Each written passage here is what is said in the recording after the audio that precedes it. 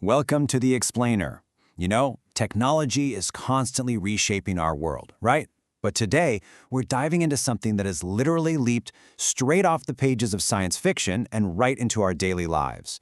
We are talking about robotics. To kick things off, take a quick look around the room you're sitting in right now. Ask yourself how many of the ordinary machines surrounding you are actually robots. Like, is your toaster a robot? What about your ceiling fan? Is that just a simple machine, or does it actually cross the line into robotics?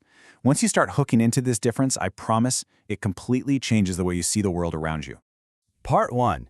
Beyond Science Fiction. Part 2. Machine versus Robot. Okay, let's dive into this, because there's a huge misconception we've got to peel back right off the bat. Not every machine is a robot. Let's go back to that standard electric room fan. An ordinary machine like a fan basically operates blindly. You flip the switch and it just spins. It doesn't know if you're standing right in front of it. It doesn't care if it's pointing directly at a blank wall. It just executes a simple, completely unaware action. But now compare that to a modern robot vacuum cleaner. This thing actively detects stairs, it maps out your furniture, and it automatically changes direction so it doesn't just smash into walls. It's dynamically aware of its environment. So that brings us to the foundational science here. What exactly makes a robot, well, a robot? The definition is our anchor. A robot is a programmable machine that can sense its surroundings, process that information, and then perform tasks either automatically or under human control. It's really that specific ability to react and adapt to the environment that elevates it from just being a mere tool to being a true robot. And supporting all these incredible machines is the entire field of robotics. This is a massive branch of science and engineering, dealing specifically with the design, construction, programming, and operation of robots. It's literally a field packed with brilliant scientists and engineers who are constantly pushing boundaries day in and day out to improve our quality of life. Now, if you take away just one mechanical concept from our explainer today, let it be this absolutely crucial rule of three loop. For a machine to actually be a true robot, it has to do these three things.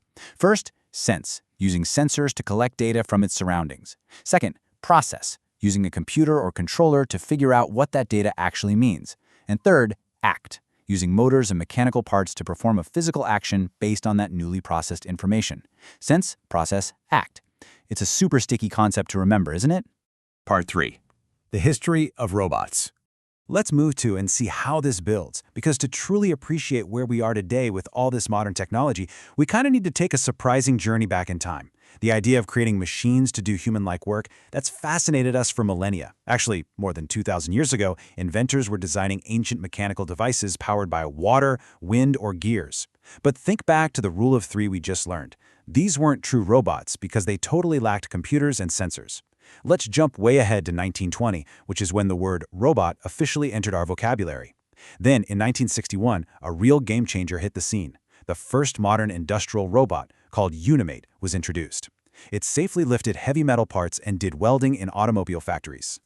Now, what's really fascinating here is the slightly dark origin of the word itself.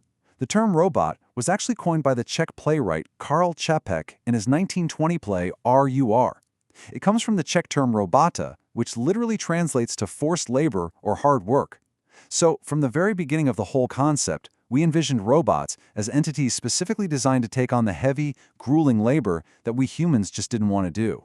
Part 4. Core Robotic Characteristics.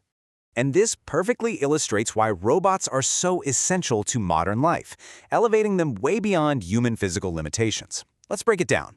First, they are programmable, meaning they follow exact sets of instructions. They're automatic, operating completely independently once activated. They are highly accurate, which is exactly why we trust them to manufacture tiny, delicate electronics. But the real game changers here? Consistency and reliability. Unlike us humans, robots never get tired and they never get distracted.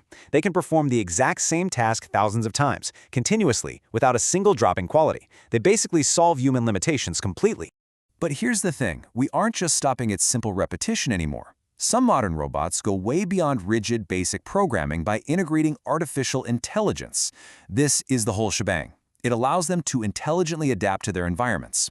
We're talking recognizing faces, understanding human speech, identifying specific objects, and actually learning from past experiences to make much better decisions in the future.